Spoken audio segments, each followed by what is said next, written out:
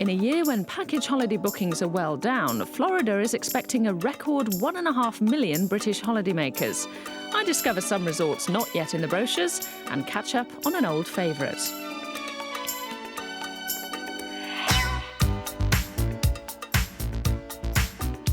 Lots of holidaymakers go back to the same resort each year because it never changes. But here in Orlando, people keep returning because it's constantly changing. This is one of the latest attractions, the Tower of Terror. It's everyone's nightmare, the lift that plunges 13 stories. Oh, I lost my stomach on that one. The Tower of Terror is at Disney MGM Studios, part of Disney World, the leisure empire that sparked off a tourist explosion in Florida and turned Orlando into the theme park capital of the world. It's now among the most popular attractions for Brits abroad, a place where nothing stays quite the same for very long. Well, when you think of Disney, you automatically think of Mickey Mouse, but meet my new friends, Buzz Lightyear and Woody. They are, of course, the main characters from the latest Disney film, Toy Story. For those who haven't seen it yet, it's a tale of two toys who find themselves competing for affection and facing the real-life dangers of the outside world. The Daily Parade is a kind of preview. Toy Story is the first fully computer-generated feature film in movie history. Films are actually made here at Disney. A backstage tram tour reveals a few secrets. There are no backs or insides to any of these homes. This house was home to the Emmy award-winning Golden Girls. Director Steven Spielberg used this army tank and these other military-looking vehicles in Indiana Jones and the Last Crusade. To create this rain, we used high-powered water spouts located overhead just out of camera range.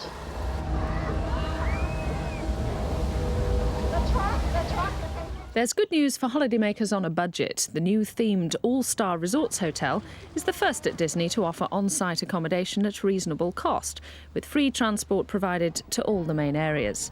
But wherever you stay, children can be left under supervision at the Neverland Club, while parents enjoy a night out on their own.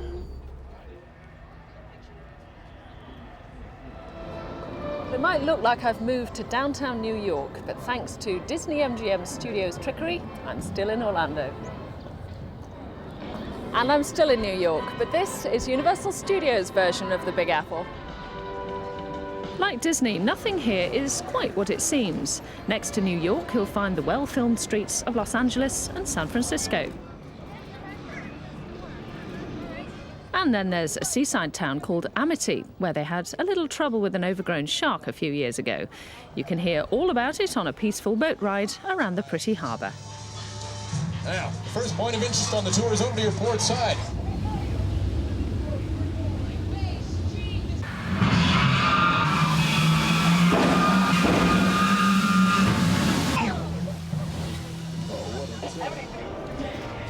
More technical wizardry on a New York tram ride, new levels of road rage, confrontation.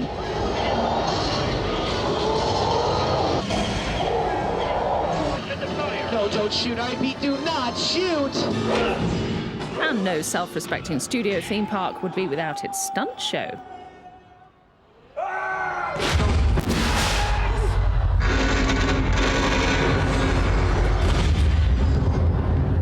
Coming this summer, the latest in high-tech, Terminator 2 and Battle Across Time. Every single thing you see here is associated with the movies in some way or another, and you may recognise these cars from the film American Graffiti. And just like the movies, cars themselves are an American way of life. Every Saturday in Kissimmee, the world's oldest and largest car cruise parades past pavements axle-deep with admirers. Up to 500 models spanning some 60 years. A glistening roll call of all American motoring.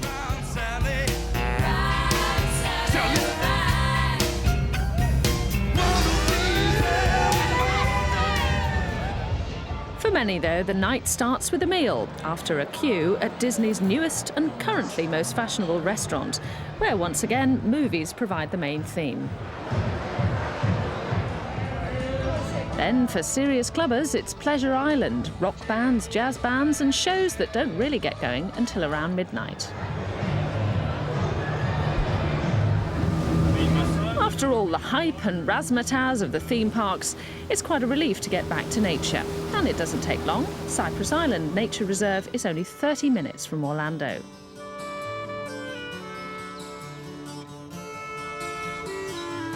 The activities here include horse riding.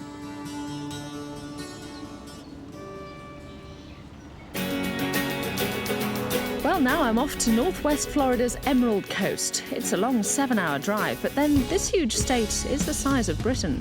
This is Grayton Beach. Out of 650 beaches in the whole of the US, this has been voted the #1. That's because of the purity of the water and the quality of the sand. It's just like caster sugar, and it's so white because it's quartz. For some 26 miles, the bleached beaches of South Walton skirt the Gulf of Mexico between Panama City and Destin. They're not yet in the tour operators' brochures. No big chain hotels, fast food eateries or T-shirt stalls line the seafront. Only the occasional high-rise Mars stretches of dazzling sand and dunes. Frankly, they look much better inside than out. The quality of self-catering apartments is pretty high. This resort is actually called Seaside. It was built in the 1980s as a social experiment to recreate the spirit of community living and encourage neighbourliness. Once here, you can forget about the car. From your large rented home, everything you want is never more than a 10-minute stroll away, and that includes the very upmarket street market. It has a touch of the Mediterranean about it. South Walton is a string of small beach communities. Unlike the rest of Florida, the winter is off-season, so prices are lower. It's also cooler. Average temperatures a mere 68 degrees Fahrenheit. Sunny enough, though, for a tan. And there's still plenty going on. The most popular two-centre holidays combine Orlando with the nearby West Coast resorts. But it really is worth driving just a few extra hours up here to the northwest to discover a less crowded and less commercialised stretch of the Florida coast. A 14-night fly drive starting in Orlando costs from £279 per person, based on 2 adults, return charter flights and car hire, but no accommodation. The operator is Unijet America.